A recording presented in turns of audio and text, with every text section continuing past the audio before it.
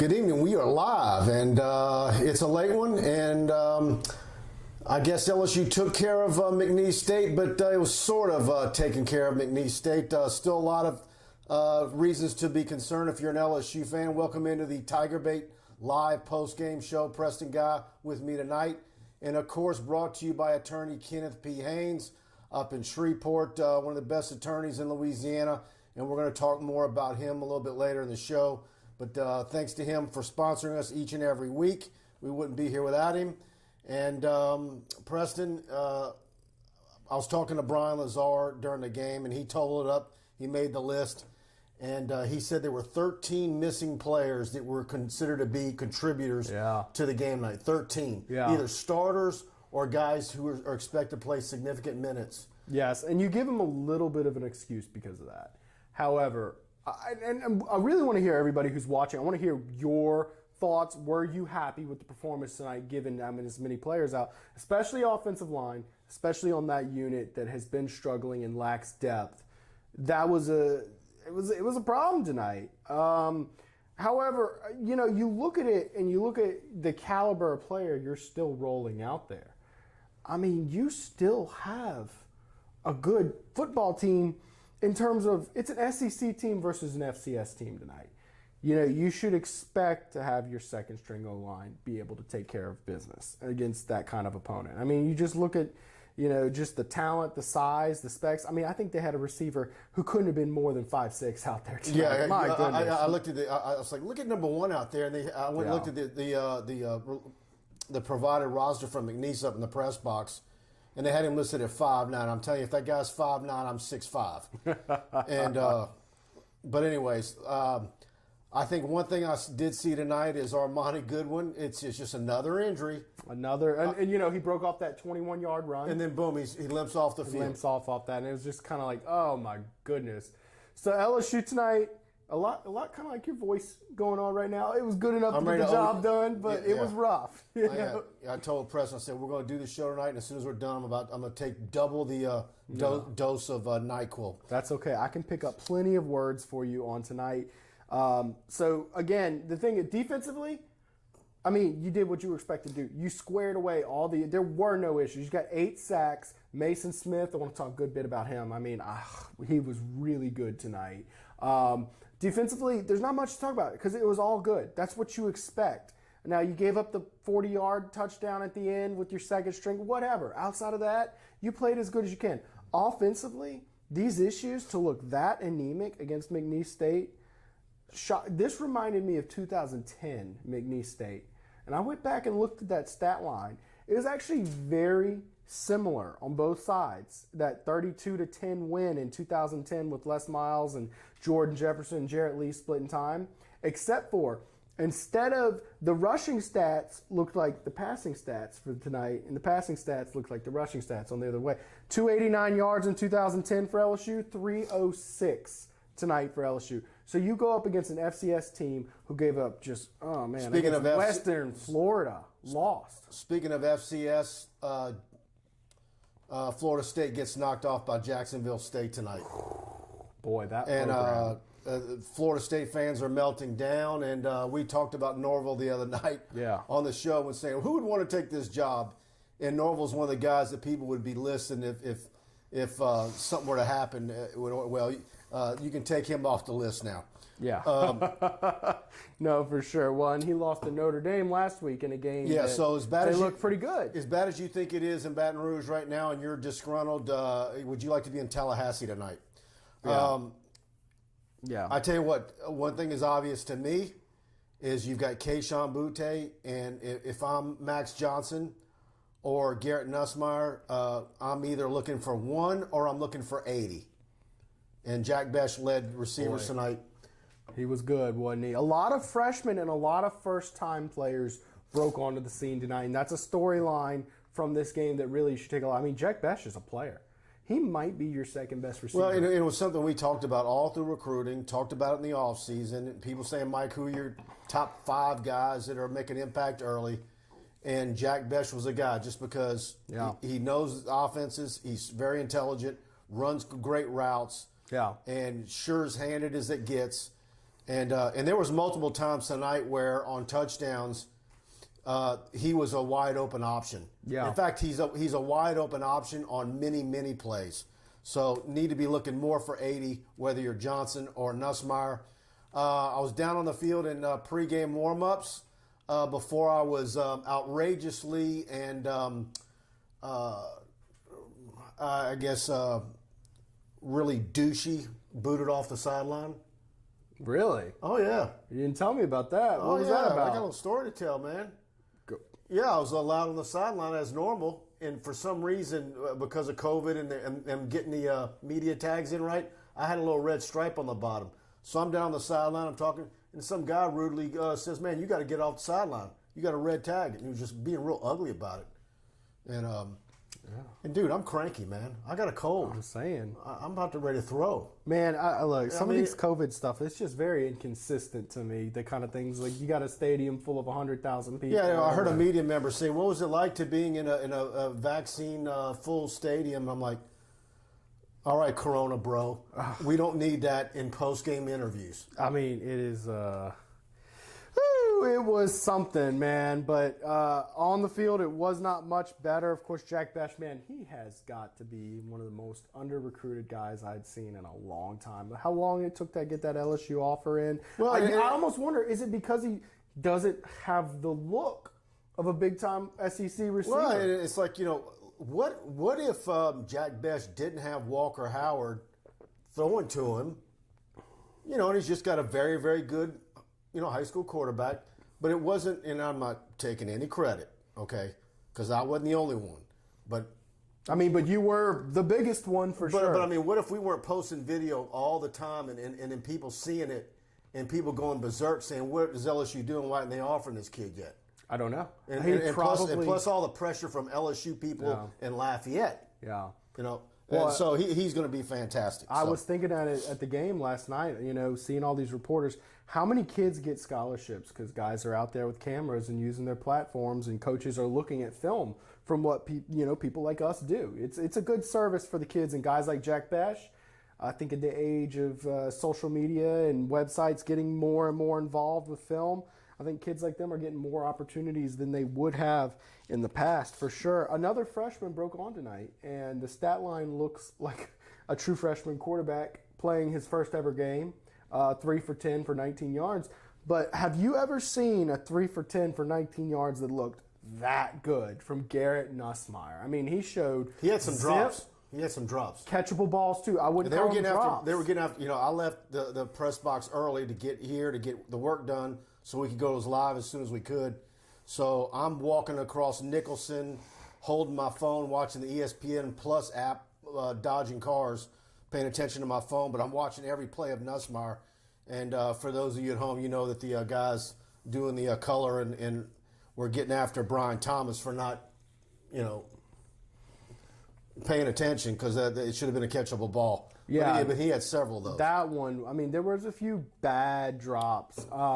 But certainly, I think every ball Nussmeier threw was catchable. And the release was so much quicker. I think the contrast between him and Johnson is stiff, he is safe, he is a slow release, and when he is either running or he is throwing. He does not throw on the run. That is not what he's... And Nussmeier's out there whipping it around. His first pass as a college quarterback, he threw it 40 yards down the field. The pair on that guy. What I like about Nussmeier is he gets the ball and he starts moving. Yes. And that's what I like. Yeah. And I'm not taking a shot at Max on that. But that is a facet of what Garrett does that I do like. Okay, Becky David, I like your comment, but I can't post it up on the screen. But I think there's a lot of people that echo what you're saying. So for those of you on Facebook, y'all can probably read Becky's comment. Mark Towery, I want to talk about his 34 points against McNeese State. That's pathetic. So for comparison, last week, the West Florida Argonauts. The West Florida Argonauts hung 42 points on this team and 472 yards of offense. LSU, 160 some odd yards less. and what's that? 8 points less. Mark's been a good poster of ours the last few shows. Appreciate you for joining us. I love all the regulars. I love all the regulars we get, guys. Yeah, Blaine Smith. What did I tell y'all Another guys? good guy. People were poo-pooing Arkansas, and Sam Pittman. I like the guy. You know, a lot of people don't like you giving kudos to SEC West teams. I just like his style. They got a lot to be excited about in Arkansas. A lot of people saying no way they're not going to be any good. They lost. They don't have the talent they even had last year. And now look at them, laying the wood to Texas. And man, a Texas team that did a pretty good job on ULL last week. And a lot of people had ULL in the top 25. You know, I saw a tweet after that. It was 40-21, and like, all right, now Texas. Just imagine this happens to you, and next week you have Alabama, and then Florida, and then A&M. Welcome to the SEC, Texas. Yeah, I wanted to make a really smart tweet like that, but I knew the blowback would come back. You know, what about LSU? You know, yeah. Yeah, they've got a lot to be excited about, but it just shows you the road ahead for LSU. It's just not going to be easy. A few other interesting scores tonight, guys. Number 5, Texas A&M struggles against Colorado, 10-7. Although starting quarterback went down, and the guy that came in, backup kid, very young, did not look very good in that one. Dude, I don't know what you guys know I'm not high on A&M. I wasn't last year. They got it done through COVID. They barely beat an LSU team that was horrific. You know, I think LSU could have won that game. I said it all off season. Had they had better quarterback play. Yeah. I think Max Johnson plays that game, LSU wins. Just because. Particularly the Max Johnson that played the last 2 games last year. Yeah, I mean, well, and I think even this Max Johnson where he's just 50%, few touchdowns, like he's not doing anything to lose the game. TJ Finley at that point in his career was making fatal mistakes, fumbles, interceptions. You just need to not turn the ball over and make your open passes. So I think if they just do the minimum. And Oregon beats number 3 Ohio State. That was a wild game. I watched that. Casey Campbell, if they catch the ball, Nuss is 6 or 7 for 10. He showed leadership and he's got swagger. That's one thing that Garrett definitely does have is swagger. He's a gamer. And he's fun to watch. So we're going to see how this plays out. Ed Orgeron said it in postgame.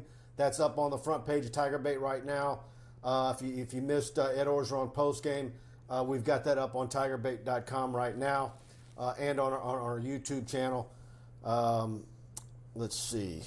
Kenny Haines with a good comment here. Kenny Haines, of course, tonight's sponsor for the show. Appreciate you. Yeah, let me get him up here. I was reading that, and I was going to put him up next. All this game told me was that ULM is the only sure win left on the schedule. Nussy needs to get ready because Johnson won't last the year. Here's the deal. Johnson hasn't played poorly enough to get benched yet. Tonight he had 3 touchdowns, 186 yards. I mean, over 50% again. He's just not incredible. That's the best way I can put it. He's just not really great. He's not rolling out, making plays. He's, managing his plays, and he's taking sacks and missing a handful of throws. He's not doing anything to lose the game though. Nussmeier, that dude's the opposite. He's going out there and he's looking to throw for 500 yards. You do have to wonder after seeing him play tonight, how legitimate are those scrimmage stats? I mean, you saw the scrimmage stats are basically reflective of kind of the way the guys played tonight. So maybe. I think Nussmeier needs a couple years. What about Avery Atkins on that tackle? That might have been my favorite play of the whole night. Yeah, how about him, man? And wait. Speaking of Cade York. Cade York. Okay, that's what I was looking for. I'm looking at special team stats because I wanted to get it right. 55, 56 yards, Cade York. And he was really good in post-game interviews. That's also up on our TigerBait YouTube channel. Check that out after the show. That's already up for you to look at. Of the new offensive lineman you saw tonight, was there anybody that you thought did an adequate job? I thought Garrett Dellinger was good for a true freshman. I really liked what I saw out of him. That being said, it's sad to me when issues you see the game before continue to persist, and especially among some veteran guys. Interior protection, not necessarily the getting low shoulder pad level, that stuff, the missed assignments, the fake blitzes are killing them. They're not blocking inside to out, and they gave an open shot to Max Johnson again tonight. So it's the missed assignments. And Will Blackwell came on my show, and one thing he pointed out is you missed that assignment, and you didn't see any passion afterward. You know, you saw no frustration. And he said when he played the entire offensive line, if they missed a block or something, they were furious. And again, tonight, just kind of lethargic, apathetic. That's how I describe it when you're messing up these plays. So on one hand, you kind of feel bad for the unit. On the other hand, you know, they got to, you know, start playing with some gusto. You kind of are hoping you can bring in some young guys and bring some energy to this unit soon. Joshua Forbes, Cade has made 12 from 50 plus. He's just been absolutely fantastic his career at LSU. I believe that's 12 of 14 too. Do you see any way Cade York, and I know it's tough to do because those spots, there might be one or two a year. Anyway, he doesn't make a long NFL run, like as an NFL kicker. To me, we all looked at Cole Tracy and said, man, he's so accurate. But like, Cole Tracy has a leg that puts. Cade York has a leg. What it tells me is I give kudos all the way around to Greg McMahon since he's been at LSU. Yeah. Of course, look, LSU's had good special teams for years and years and years. I mean, when was the last time you were really pointing the finger at either a punter or a field goal kicker or a kickoff specialist or a deep snapper? But Greg McMahon's continued that tradition. I think there was a run with Bradley Dale Pivito running special teams where players were like, eh. But I definitely... I think he had problems, maybe some more problems with coverage units. Yeah. But as far as the actual specialists themselves, LSU's really been blessed for many years. Yeah. Let's see. Dane Bergeron, this offensive line will ruin any quarterback. Shoot. And the running game as well. Corey Kiner put up some yards late in the game in cleanup time. They kind of... pads those rushing stats. You pull those out, and the running game is still not there. Makeshift offensive line, I get it, but that's got to get better, and because that doesn't do your quarterbacks any favors. And here's Pat Mashburn. Is Johnson a taller version of Danny Etling? Johnson? Yeah, that's what he's asking. No, those two quarterbacks stylistically are just completely different. I mean, everybody likes a comp quarterback, and Max Johnson's a very different, unique quarterback that the type of quarterback LSU hasn't seen. The only one I can compare him is, and trust me, I'm not talking about like quality caliber quarterback. He does remind me a lot stylistically of a Jordan Jefferson, kind of like what a Jordan Jefferson should have been, just kind of that slower release, kind of more stiff quarterback, but he's got some legs. But I think above the shoulders, I think Max Johnson plays much better than Jordan Jefferson did for sure. But that's the only comp I have. He's very, very different. So I don't compare him to Danny Etling at all. I don't know if you see the same thing. Yeah, Casey Campbell, our punter, can whip your punter.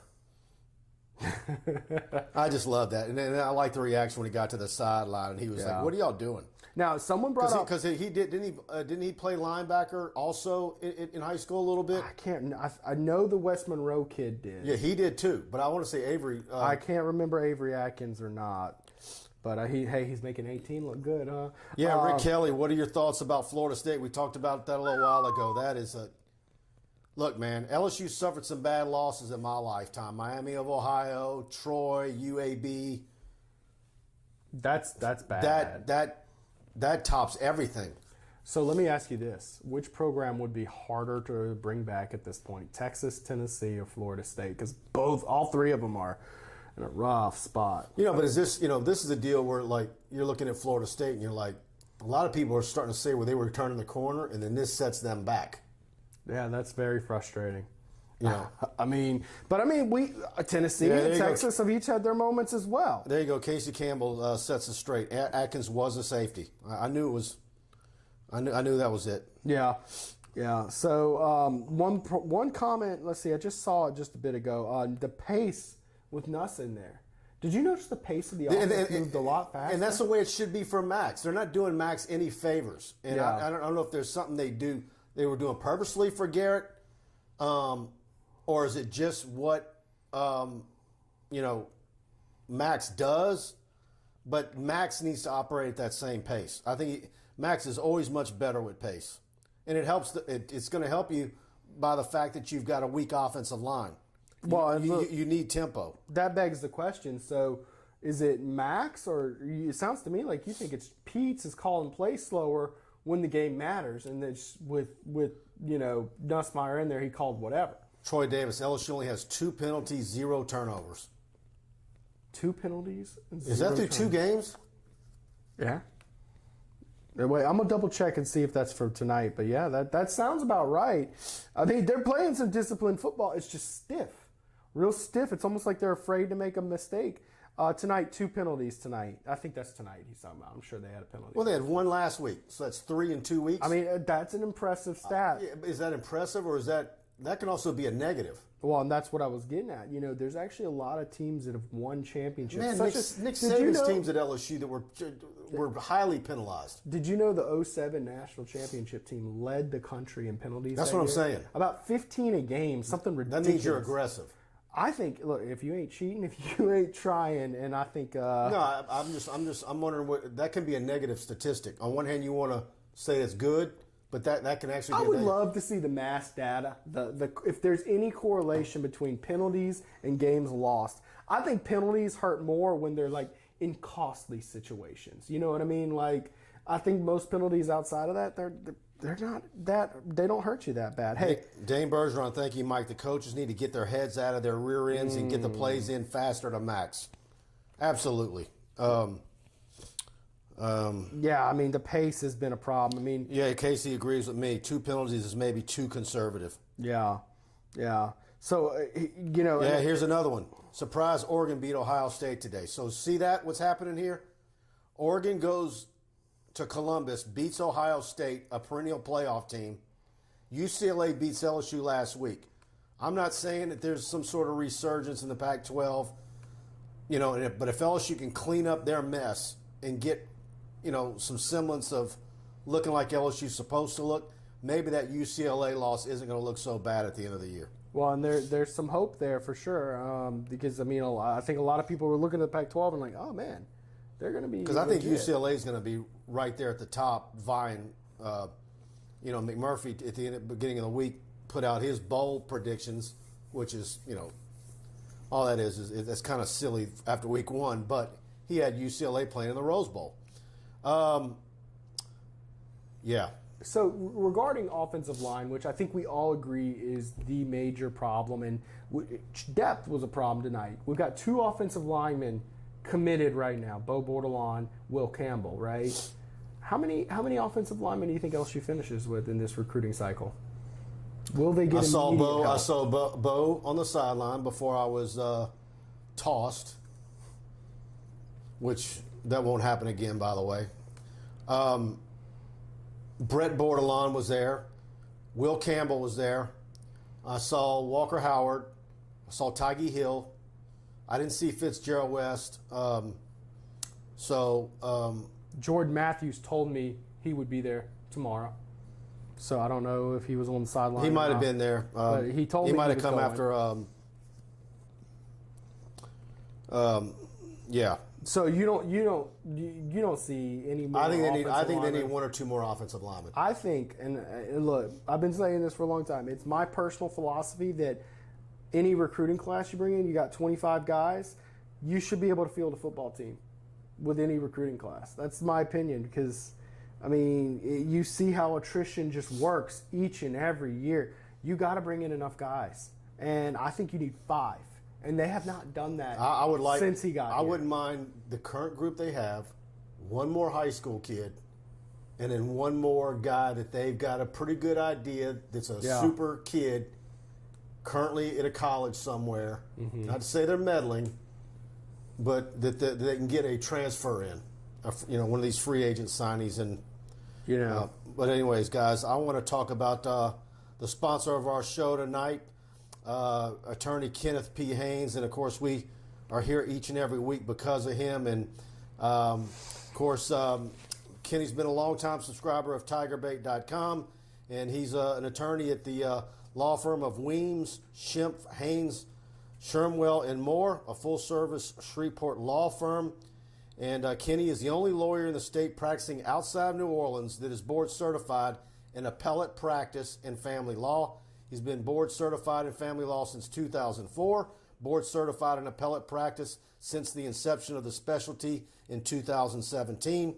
He has 30 years of experience representing individuals with their litigation needs, family, personal injury, commercial litigation. He's a founding member of TigerBait.com and one of our absolute best posters on our message board. And Kenny's firm has successfully cared for people's legal needs since 1983. You see the historic house that that law firm is in Shreveport. I'm sure those of you up in North Louisiana have ridden by that historic place there. And best of all, Kenny is an LSU Law School graduate, class of 1989. Give him a call, 318-222-2100. And a link to his profile on the law firm's website is in the description box on both Facebook and YouTube. Give Kenny a call if you have any legal needs. He and his firm can certainly take care of you regardless of what it is that you need to get taken care of. So a good comment here. Thank you, Samuel Houston, for pointing out I left off Emory Jones. I left him off the list. He's the guy that I think, if you're going to talk about guys that can immediately come in and play soon. He's game ready. Because he's a guard. He's good. And I've got footage of him. He was going at it against Bob from Acadiana last night. And, man, I tell you what, you were at U-High Woodlawn. I don't know who's going to beat U-High in the playoffs. They were good. I don't know who's going to beat Catholic High. And I don't know who's going to beat Alexandria. Alexandria scored 65 on Faraday, and Walker Howard's had two good games in a row. Loads of highlights in both of them. Still having some drop passes, but Alexandria is just a juggernaut. And they were a runner-up last year, and so they're rolling there. But we've got footage coming from your game. We've got footage coming from Catholic. And last night I was in Livonia, spoke with Le'Veon Moss. I've got that interview coming with you tomorrow. Some very interesting stuff in recruiting with him. And some little insider tidbits that I'm going to throw in to that story when I post that either tomorrow or Monday. So we've got a lot of recruiting stuff coming your way, along with following up on the visitors that were tonight. So go to TigerBait, subscribe. We want to have you as a premium subscriber. Like I say every show, choose the annual package. When you do that, you save. You basically get 3 months free when you do that. It's a cheaper deal to go annual. And you only get billed one time a year when you go that route. And we want to have you as a part of our TigerBait community. And also, if you enjoy the show, if you're on YouTube, please hit the subscription button, click the notification bell. And if you're on Facebook, please share the show to your timeline. The LSU groups, when they open them back up, I know a lot of the LSU groups lock things down when things get a little testy. But much thanks to all of you guys for spreading the word. The show is growing each and every week, and big thanks to you guys. And I'm just gonna say, I love Facebook as much as the next guy, but look, if you're asking me which was the better place to watch this show on, I'm picking YouTube every time. So that's just my opinion there. So appreciate y'all any way you want to watch, though. But yeah, for sure, that recruiting class, one or two more guys, and you should have a good class. 126 rushing yards tonight, ain't gonna cut it. One thing I added in my story about the rushing performance, so Corey Kiner, Tyrion Davis-Price, and Armani Goodwin each had a run of 21, 21, and 23 yards. That's 65 total yards. You take that 65 outside of the 126 yards rushing, y'all, they ran the ball 33 times for 60 yards tonight. I mean, it's still awful. But it's like one of these things. Like, okay, you want the running game to get better, and no matter how hard these running backs work in practice, and their desire, then you also tell them, oh, by the way, these are the offensive linemen who are starters that you won't have this week in order for you to look better. And it's funny. They feed each other. You can't have one without the other. I talked to a lot of fans this week and a lot of family members, and it seems to me like their solution for this was, all right, get rid of the coach, get a new coach, get rid of the coordinator, get a new coordinator, get rid of these players, go with the backup, start Nussmeier, start Corey Kiner, and it's like, it's not always just put in the backup. Sometimes the backup's there for a reason. When you're doing that, you're basically you're in the middle of the pack of the SEC at best, and that's going to be your finish. And look, I'm gonna tell you this. One thing I noticed again tonight, I think I saw one screen tonight, and they missed it, and they didn't go back to it. And I think that makes 2 screens for the year. With an offensive line struggling this bad, I don't understand how you're not trying slip screens, doing something. And McNeese would have been a really good team to kind of practice that on, because you gotta do something to get rid of these pressures. You gotta do something to give these offensive linemen an advantage, because they're obviously struggling. I think you got to give Pete some criticism early on, both for his pace and for the lack of reactive play calling. I think he wants to do his thing, and he's doing it. I don't think he's reacting to what's out there. Someone commented, bring back... Yeah, I'm not even going there. I'm not saying the name, but maybe tonight was a little... TRU Louisiana Mole. Hope they run Corey Kiner now more, finally moving forward. Look, man, I just want to see a healthy offensive line. I want to see whatever this academic situation is with John Emery resolved. And look, man, I don't know what the situation is. If you're appealing a grade in a course, good luck with that. I mean, I went to college for, I ain't going to tell you how many years I went to college. And anytime I ever had any buddies who appealed grades, well, you know what the success rate on that is? You know anybody that ever appealed a grade and got what they needed? No. I appealed plenty of times. I never got my grade bumped up. And I surely hope whatever course he's appealing isn't taught by Ben Mann. With the likelihood Bob Mann. I took his class. Yeah. You think, yeah. Hey, how about this comment by Kenneth Haines? One thing annoying me on Johnson, he has guys wide open for a first down or touchdown, but doesn't hit them quick and instead waits for the next read. He's got to get rid of the ball. He was behind guys again. I agree with Kenny. There's, timing off. You know how many times I see an underneath route right there for Max, and he's just a little off. And I think because he's a left, and it's because how often is that because he's a lefty? Oh, I'm sure plenty of times. And his windup doesn't do him any favors. I'm telling you, if you were to time his release, it'll be one of the slowest you've seen since quarterbacks came to LSU, and that's one of the reasons Nussmeier was kind of refreshing tonight, because he goes out there, slings it like that. It just looked but there's normal. So many times where because you're used to seeing right arm quarterbacks, and I'm not getting after Max because he's a lefty, but it throws your perception off because you're forgetting that he's a lefty. Yeah. And you're thinking you're seeing something, and you forget that he's going to be thrown across his body. Yeah. Yeah, on the right side, yeah. Now, I will say this. A little bit of the advantage of being a lefty is out of the book when you can't roll out to that left side and throw on the run. He doesn't throw on the run. He can run and he can throw, but he's not doing them at the same time. So a little bit of that advantage, you like having left-handed quarterbacks. I'm going to tell you, there's a throw tonight, though, I noticed, right by the end zone. Did you notice the touchdown to Boutte?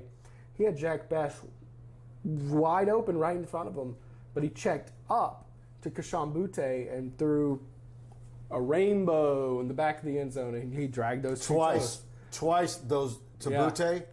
Besh was wide open as well. Either one of them would have been touchdowns. Now, I don't know. Now, the one I saw, Besh would have had to break a tackle, but he... No, maybe it was Trey Palmer's.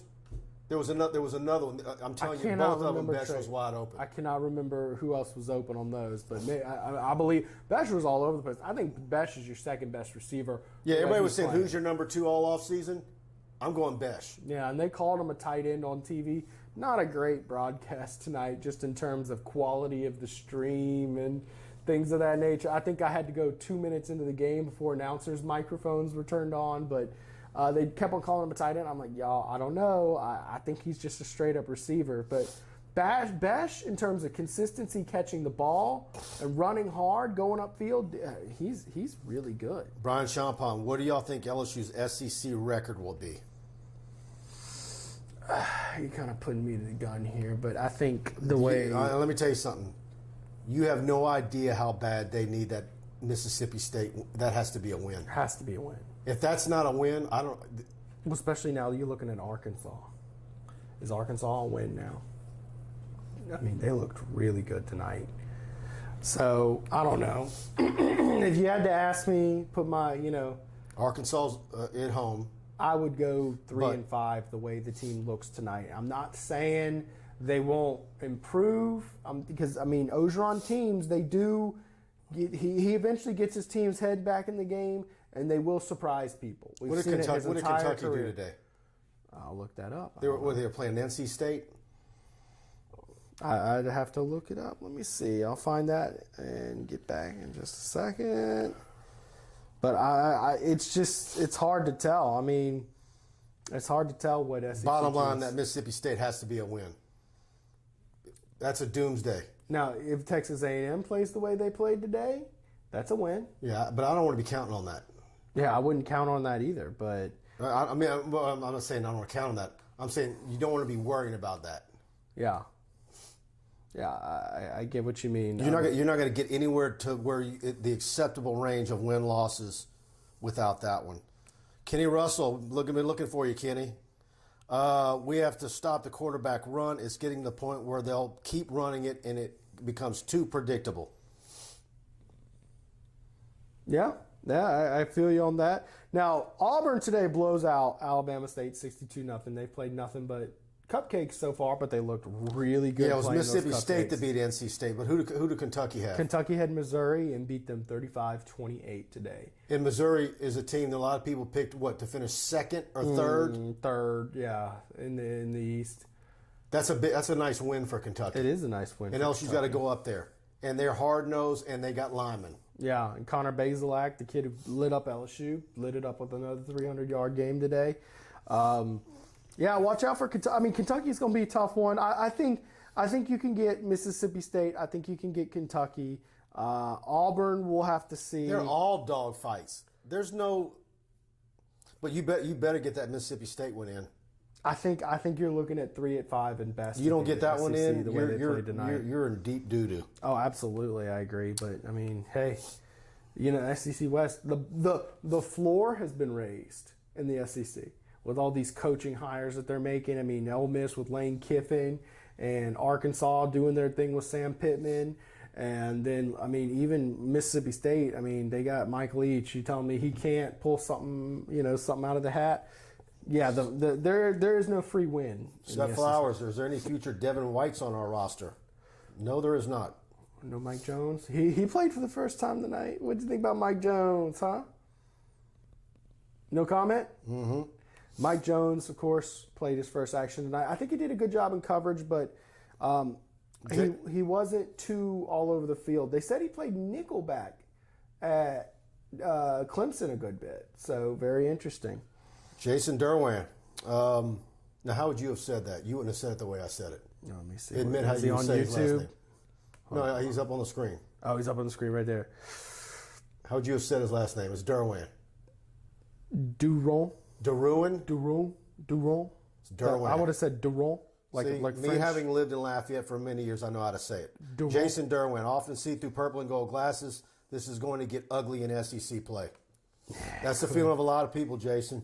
Well, and I think tonight's performance kind of makes fans feel even a little bit worse. We're seeing a little bit less of fire the coach right now, but I don't.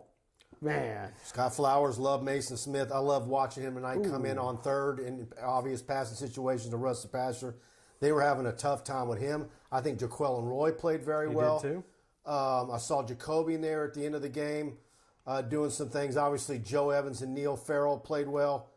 Jalari had some moments. Had some moments, yeah. I think Mason Smith is your best defensive lineman. Okay, let me. Mason Smith had 3 sacks tonight.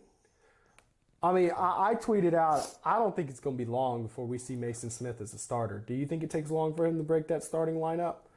And what was kind of almost surreal to me is every single time he made his presence felt, it seemed like they turned right back to Neil Farrell every single time. And Neil Farrell, we've seen him throughout his entire career, 5 years of playing now, and it's apparent that he is a guy. He's a body. He's a player. I mean, he's not going to do anything dumb. But he's not a disturbance. He's not going out there and making things happen. Mason Smith, he's a playmaker. I think you need to roll with Jaquelin Roy, Mason Smith as your starters, and then you got Jacoby and Guillory. You got Neil Farrell coming in, rotating for some good depth. I'm looking at the participation chart, or they haven't posted it yet. I didn't see Savion Jones get in the game. I wonder what was going on there. Well, he played just about everybody else. Mm-hmm. That's interesting to me. Yeah, it is interesting. I'm going to find out on that. Mm-hmm. Kenny Russell, if O loses any more games going forward, I think he will be fired. Pretty confident Woodward is starting the search earlier than expected. There's going to be a lot of talk. There's a lot of people who think that, Kenny. A lot of talk about that. Obviously, off of a win tonight, you're not going to do anything. Here's the thing. Let's say that bad things happen in the coming weeks, and it starts looking in that direction. The one thing that I hope for is we don't get some more of what we had last week, where you've got local talk show people being personally ugly about Ed Orgeron. Yeah. Yeah. And some of it was really uncalled for, well, and bordered on libel. Well, and we're talking about personal life accusations and things like that. Yeah, using terms that actually do not apply. Yeah, that are inappropriate, and if those terms are true, they come with severe consequences. Yeah. So overall, I think fans, media, podcast guys alike. It's one thing to scrutinize. I think we should be respectful of Coach O's personal life. And honestly, I think, if things do go down south, which I'm not ready to say they are yet, but if they do, I really hope LSU fans act with class and dignity and recognize that this is a man who, has had a long, successful career, won a national championship, orchestrated the possibly greatest team of all time, and I hope that you can be thankful for that. I'm going to propose a scenario, and y'all can reply in the comments, and I'm going to see what you're going to say, because I've said this to several people on the phone talking about this, and I said, you know what, if, let's say 3 years ago, you'd have said, you know what, you can have the greatest year in the history of college football, win every award, have a Heisman Trophy winner, be the most magical thing you've ever seen. You could never imagine it. You've seen it in your lifetime. But it's going to be followed up by 2 embarrassing years. Do you take it? I'd say, sucker, I would have taken 5. I mean, come on. 5 bad years for the one good one. That's my point. Easy. All right, so whatever happens the rest of the way, that's my point. Exactly. All right. Well, to that argument. But the hope is that they get this stuff fixed and they actually play like we think that we think they can play. Yeah. But that, my point is, there's no reason for some of the ugliness that I've seen out there. I think this point will be in the minority. That argument. Christopher Ortego, yes, I would take it. Brian Champagne, yes. Yeah, y'all answer that question too. Yeah. So I mean, look. Here's the devil's advocate here. Okay, with Coach O having orchestrated that team, doesn't he deserve more than 2 seasons to put it all back together? Shouldn't he get at least 3, or if not 4? In a program like LSU's, it's very difficult to do that. Especially in the modern day. You can't do that. I think in football in general, it used to be you win a championship, you can kind of coast out. And make no bones about it, you've got an athletics director that's a football guy, and he would like to have his hire. That's his signature trait. He makes that big hire. And yep. There's names out there to make a big hire. We were talking about just spitballing names, and one of the things that's really apparent to me, there's more names out there now than there were in 2016. Someone brought that up on the show the other night, and look, I don't want to go down that road too far, but I was just doodling and making names like a mock hot board like we do in our business. Whenever there's a coaching change, we immediately put out hot boards and a list of possible candidates. And the selection that would be out there this year compared to what there was in 2015 and 16, it's triple and quadruple. Yeah. In all salty names. Absolutely. And the other kicker in LSU's favor is that, don't kid yourself, established football coaches want to know who they're going to work for. And they do their research on who their boss is going to be. Yeah. And there's a big difference between how an established head football coach that's worth something views Scott Woodward versus how they would view Joe Oliva. Yeah, absolutely. It's not even close. Well, and I think Woodward, that calmness, confidence, demeanor, the money he's confident enough to throw on the table. I think in recruiting a coach, I mean, imagine Joe Oliva gives you a call from just think of his few media sessions he had, and that kind of goofy, awkward kind of guy gives you a call and you're unsure about it. You know, he's not going to do anything to get you. Woodward calls you and says, look, we're going to throw you good money. This is LSU. We're a great program. I want you. I mean, yeah, you're going to be convinced when you're on the fence. You see with the Mulkey, you see the Jay Johnson, and Jimbo Fisher. All Woodward's got to do is get on the phone, and I would love to be a fly on the wall to hear how he closes, because he's got something.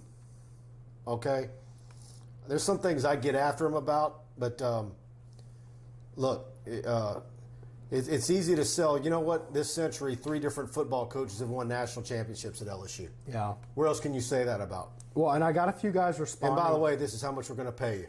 I got a lot of guys responding to that devil's advocate. I'm not saying I believe that. I'm just saying that is something that a lot nationally, you're going to hear that if you fire this guy. You're going to get trashed if you fire him this year. Make no mistake. Mark Towie, you don't pay a guy $8 million a year to win 6 to 8 games each year. Yeah, 100%. And Coach O understands the expectations are high. He knew those expectations when he got the job. He knew they still exist, and he understands. You know, and I believe he addressed that he kind of knew he's heard the headlines that he's on the hot seat, and he's doing what he can. He's not letting it impact him. He's moving forward. That's what I'm saying. It not only is the Mississippi State game a doomsday for even attempting to come anywhere near expectations for this season. Mm-hmm. But what it does to Ed Orgeron. I mean, if you don't get Mississippi State. You lose that game, and let's say you do it ugly. You lose it ugly. 3, 4. You're looking at 4 and 8. Because you might get one SEC. I'm telling you right now, that Mississippi State game, if that is an ugly loss, could absolutely be a Sunday the next day like Les Miles had after Auburn. I could absolutely. Other people will argue with me. I got in a discussion with the other day with somebody in the media. Nah, Woodward let it play out. Woodward will let it play out.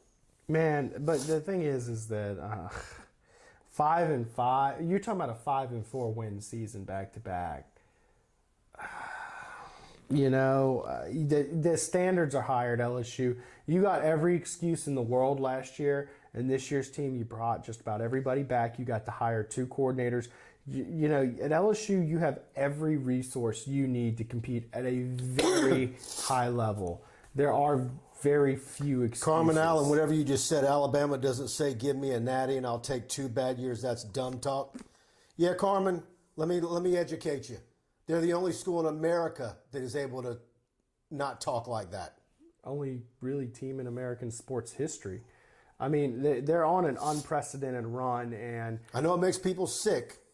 But that's the truth. Here's the fact of the matter. LSU fans have this problem of looking at Bama and saying, we want to be Bama. Homie, worry about being Georgia.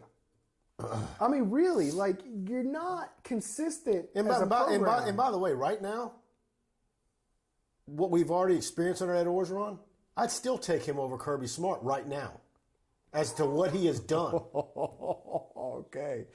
No, I'm not talking about long term, but as to this date. Oh, what he's done for the program? Yeah. Well, I take Coach O over what he's done in this program for LSU over anybody else but Nick Saban. But if you were to say over the next 5 or 6 years. Yeah, 5 or 6 years. Yeah, I think that Kirby Smart's shown that he's willing to do what it takes to get recruits, and he can put together some winning teams. The thing is with O is he just has not been consistent. I mean, he's had 2 10-win seasons, right? And outside of that, it's been kind Roy of all over Holloway the that place. says the truth is we are the new Texas and Florida State. I absolutely disagree on that. Yeah, absolutely. What we saw happen at LSU in the 90s will never, ever happen again. That is impossible. How many programs have won? LSU, even though we're sitting here talking about some talent issues, this state and LSU's power and the dedication of winning and the athletic director, that's not a problem. And I'm talking about the class of 2022 as well. And you had a bunch of those kids on the sideline today. Yeah, well, and the question is, do you want to see all that talent and not give them the right head man? No, Kenny, I'm not talking crazy. advantage? I'm talking as of today. If it bell sounding tonight, I'd still take less. I take Ed Orgeron over Kirby Smart in the same years to this day. All right, so you're talking about in 2016. If you knew knowing what Coach O did, you still think he's the right hire in 2016? What year was Kirby Smart brought in place Rick? Oh, I want to say 2015. Okay. Year before. He's a year or two years 1 ahead? year before Coach O. Okay. Well, let's say they started the same year, just for argument's Right. sake, and ending today's date. Yeah. I'm taking what LSU's achieved. Yeah, absolutely. People are it's going to be no talking brainer. about. People aren't talking about Georgia's championship Because that appearance. last year, COVID year, all I wanted to see was football. That was a mulligan year. That didn't mean anything to me. That one season LSU had is worth, the world. And then, of course, a good 10-3 season, 9-4 mixed in there. Some highs and lows for sure. Daniel Glenn, history may well show that because of both circumstance and performance, never has there been a harsher example of squandered opportunity than LSU starting March 2020, because it sucks to rebuild after such glory. Yeah, not much has gone right since March of 2020, and I don't think that's just LSU, but we're certainly talking about LSU here. It has been, you talk about failed coordinator hires and all sorts of just, it's been rough. Kenny, anybody wins a title with 2019 LSU? No, you don't win it without Ed Orgeron, because you don't hire Bush as your safeties coach who has a relationship with Joe Burrow. That's right. You got to give him credit for all that. Let's make no mistake. I think there's not very many coaches who would have brought in Joe Burrow and seen what they saw in Joe Burrow. And Joe Brady was another guy who they kind of put into, passing game coordinator for a Saints intern. He did things in an unorthodox way, and they were bold. And I've said it 1,000 times about Coach O. I've said this for 5+ years with Coach O. You make these unorthodox moves and you win, you're the mad scientist. When you make these unorthodox moves and you lose, you're the clown jester. But the unorthodox moves is why I brought up last week what's really telling. And it's some of the things that's hurt LSU a little bit in recruiting. When you're recruiting out-of-state players, they'll bring up the stability card, the turnover of staff. So when you say, okay, let's say Woodward makes a move at some point in the season, who's your interim coach? And you say, who's the most logical guy to be the interim coach? The only one that makes sense is Corey Raymond. Because if you give it to anybody else, it's a slap in the face. Nobody else has been there long enough. He's been there the longest. And the only guy that's maybe a second place is McMahon. You wouldn't do that. You're going to give it to the former player. And the guy who's been there the longest. The only one I can think of maybe neither one of your Blake Baker, maybe? No, you can't. He was a coordinator. You can't do that. You can't do that to Corey Raymond. Yeah. No, you have to go Corey Raymond. Yeah. So neither one of your offensive or defensive coordinators would be an interim coach. Your interim coach would be your DB coach. Yeah. Well, that makes you think, a lot of people talking about Mississippi State pulling that trigger then. It doesn't almost make much sense to do it then because, A, you really don't have a guy in place. Like, firing Les Miles in 2016 after 4 games, they're like, well, look, we got Ed Orgeron who was already a proven interim coach and former head coach. That's the easiest decision in the world. And, and a veteran staff kind of around him. Hey, Mike, I'm not saying fire Ed tomorrow, but do not let this program slip. Yeah, and that's the whole point, what we're talking about. How long can you go? Yeah. What kind of mulligan can you give? Yeah. Because someone's giving you a national championship. Yeah. What's the maximum amount of time can you give them? Have they earned the right? And what the right they've earned to fix it, how long is that? Yeah. And so, You know, I want to point something out because I remember in 2014 thinking to myself, oh, with Les Miles on the hot seat, with those games kind of not going so great with Jennings and Brandon Harris out there. And I was like, just hold breath because this 2014 recruiting class is so special. There's so many 5-star players. Just bring them in. Remember 5 for 5 that day? That was supposed to be something big, and you went 2 for 5. But you ended up getting just a lot of players. Well, guess what? Those players panned out for the most part. And that 2016 team, that was a team built to compete for a championship. But you didn't have the supporting staff, the coaching staff in place, and you fire the coach at 4 games into the season. Cam Cameron, Les Miles. Here's my thought. Here's why I'm bringing that up. 2022, 2023.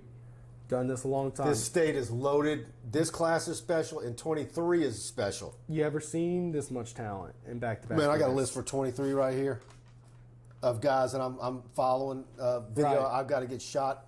I mean, it fills up a whole legal pad. I mean, but really, Just Louisiana. But in a 2-year cycle in Louisiana, have you ever seen this much talent in Louisiana?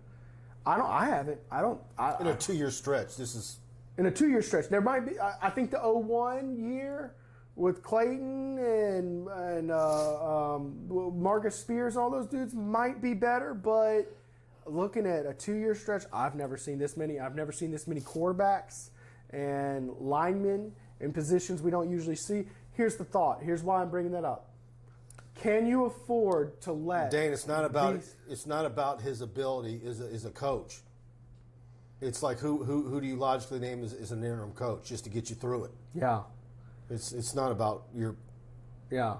Well, but then it's like, can you afford to let the wrong guy be in charge of that special, very special group of players? Because I think that 2016 group of talent was enough to win a championship. I think that cost LSU a championship, not having the right guy in place with all those guys. But whatever. That's Jared neither here nor Schuler, there. what record does he have to get for him to be retained, and what record do you expect us to be at the end of the year? I think you got to be 8-4. I think 7-5. You're in a red zone. I think at 7-5, you're in the 50-50 zone, right? I don't think it's 50-50 at 7-5. Oh, wow. I think it's 20-80. What's 8-4 then? Is that 50-50? 8-4 is probably 75-25. Okay, so that is the hard line then. Yeah. I mean, yeah.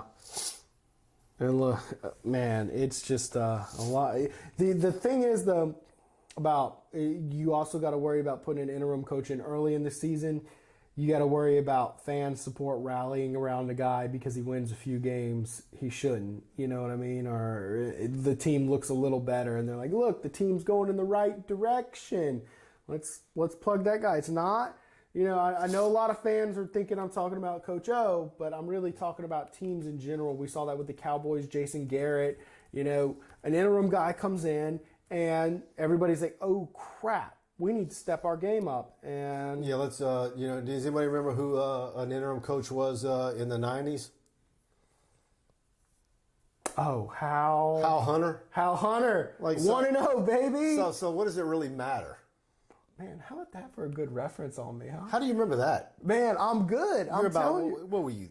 6 months old? I would have been about 4 years old, but I No, remember. you just read a media guy. No, I remember Hal Hunter, man. It was magical. Yeah. I'm trying to think. Was that Curly or was that Jerry? Allison Heltz, and he was a pretty good offensive line coach, by the way, Hal Hunter. Do you think there are off-the-field issues with Coach O we're unaware of? I don't want to go there. I mean, there's people saying stuff. Yeah, I mean, Every coach that's been at LSU's look, everybody knows that people Coach saying O's had stuff some about it. personal life over the last year and a half he's dealt with. You know what? Coaches deal with life issues. It doesn't really affect their coaching performance, and if it does, then they pay the consequences. Josh for Forbes, that. 6-6. Nah, you don't want to go there, Josh, if your head always wrong. Ooh, boy, he won't make it to 6. That's what I'm saying. Mississippi State, he's got to have. You got to have that one. Is Hugh Freeze still in purgatory? No comment on that one. Good comment, Kenny. If Corey Raymond is bad, why would he have been retained from 2 prior staffs? Corey Raymond can recruit. I mean, Corey Raymond's a guy. I mean, it's really a rare situation that you find. No, a guy Joshua, that good. it's my typical September, October This is every year. sinus infection. Yeah. I'm fully vaxxed. Yeah.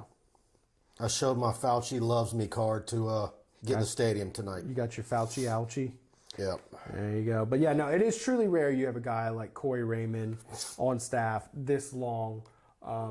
And he's just content where he's at. And I think LSU fans need to really, really appreciate that. I would be afraid to pick him as the interim just because, he might feel a little spurned if he weren't offered the job and bolt away. That's one of the things I've been afraid of with Corey Raymond for a long time is give him a taste of that upper piece. Kenny Russell says, says, I disagree. Corey Raymond is the only coach on our staff that other teams in the country would die to have on their staffs. His developmental skills on top of recruiting is better than most. Yeah, all assistant coaches throughout their lifetime, whenever you read them in the media guide, one of the things that probably takes up the most of their bio is famous players that they've coached. Players that they coached that went on to bigger things. And what does that roster look like for Corey Raymond?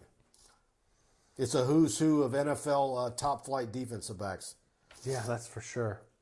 That's for sure. And look, defense tonight, guys, a lot of people were harassing Durante Jones game one, but, I heard some really good breakdowns about a few of the big plays were miscommunication issues, not necessarily the play they called, but the safety, who was a backup, Jay Ward, got hurt, didn't communicate to Stingley, so Stingley's playing man-to-man instead of zone when he should have been playing zone. Theoretical, who gets retained if Coach O is dismissed? Raymond. I think that's it. I think Raymond's It depends on who would get hired. Even Raymond. I know, like Saban kept, one or two guys over from Gennaro. He kept, shoot. He kept Mike Haywood, didn't he, for a year? I can't remember. I don't know. But yeah. Jimbo Fisher was retained by Les Miles. It happens. Sometimes you have to hire 10 guys. The thought that I talk to when I talk to football people is, if there's ever would be a change made, and it's something that I think maybe hurt Orgeron, and I've said it before, is it because he was an interim coach that got the job, he wasn't able to clean house. Yeah. And I think a lot of the stuff that the lawsuits and the stuff that's out there, one of them in particular, there's someone that was in the program since the Saban years, that would not have happened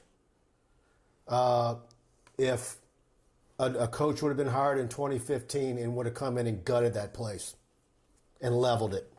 Yeah, absolutely. And Mark Jett.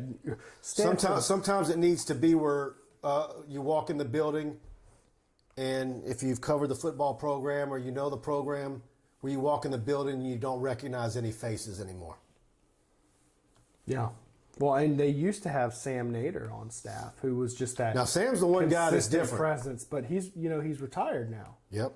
So that's that one consistent presence. But of course, there'll be guys like Austin. Look at Thomas. this, Stanford drilling USC 42-13. That's why I was kind of chuckling earlier. Yeah, look at Mark. He's got him is that a beagle or a Russell Terrier? That's your dog. That's not a corgi. That's a corgi. All right, Mark, comment. Mark, isn't that a corgi? Comment what kind of dog that is. I don't think that's a corgi. That is absolutely a corgi. Oh, we'll see. All right. Let's see. Jason. Let us know, Mark. Deroun.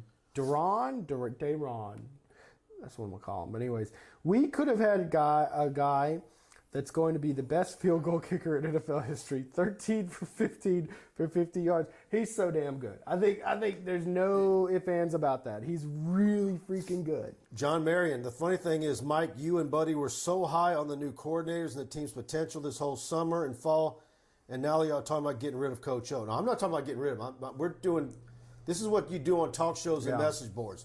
What ifs? Yeah. I'm not saying get rid of Coach O, but he needs to finish 8-4 or better. Look, we're both clearly on the train. And he needs to beat Mississippi State in 2 weeks. I think we're both absolutely on the same page. It's too early to get rid of Coach O. But the fan talk is there. He has got to get some people healthy. Yeah, I mean, 13 players out. And now y'all are wanting to get rid of Coach O and the interims and who the interims are. How y'all talking about ways to help Coach O and the team? Well, I don't know what we can do to help them, but we know that they need to get healthy, and they don't even let you on the sideline. How can you help? you got 13 players that didn't play tonight that were either considered to be starters or significant contributors that play, multiple plays a game that didn't participate tonight. You need to get that whole list cleared out to where all 13 are playing somehow. Yeah, absolutely. And Brian Champagne, we need a win next week. I mean, absolutely. I'm not skipping Michigan. You lose and by, to Central and by the Michigan. way, if you don't have some of those 13 back, that's going to be a scary game. I mean, because they're better than McNeese. They're better than McNeese. Brandon Hide with a comment here. When is Brendan healthy? When does he start? When Brendan's healthy, does he start? No, I don't think so. I think Max Johnson hasn't done anything to lose his starting position. He's got 6 touchdowns in 3 games with 1 interception. He's got about 500 yards. I get he's not perfect, y'all, but he's not playing with a great offensive line. He has no running game. The fact of the matter is, Max Johnson, with a good offense around him, is a really good player. And I don't think this whole quarterback, rotating chairs, what's that game called anyways, is not a good thing. You want some consistency at that spot. Late to the conversation says Carmen Allen Kiner, that's a typo, ran tonight with the get off me attitude. Start him, give me your opinion. I like what I saw from him. I want to see more, but I want to see Armani Goodwin some more. And both of them showed some good burst and promise. And I want to see John Emery get whatever this academic deal is, that resolved. That'd be nice too. But I think they both showed some good burst. Corey Kiner did get a little cute in a couple plays and try to break in weird ways, but they both showed a lot of promise. I think your best back is going to be the freshest back. That's what I think about this backfield. All right, Alyssa Guy. Will Funny Maine determine this is as a struggle win? Struggle win. It's an Alabama fan. He's really funny. Does SEC games every week. He reviews. Yeah, he'll probably call this a struggle win. All right, I'm not sending any animal cookies your way after that comment. Y'all, if you don't know, every time after these post-game shows, Mike sends me home with a little treat for Alyssa. And this would ruin a very long streak if he determines no treats for that. I think I got some ice cream in there for her. All right, guys, we're going to wrap it up. I'm about to go take 2 doses of NyQuil and call it a night. I got a few more videos to upload, player interviews.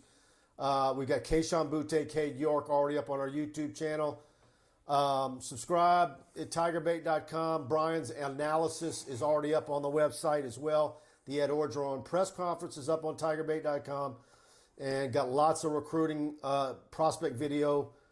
We were at 3 games last night. I was at Livonia hosting Estruma. Le'Veon Moss looks special as can be. And I got an interview with him. Some interesting stuff in recruiting and some tidbits I'm going to share on that.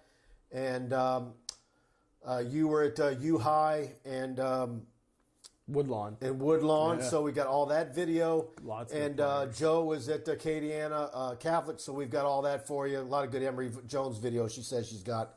So go to TigerBait, subscribe. Thanks to everybody participating. Like, share, subscribe, notification bell, the whole works.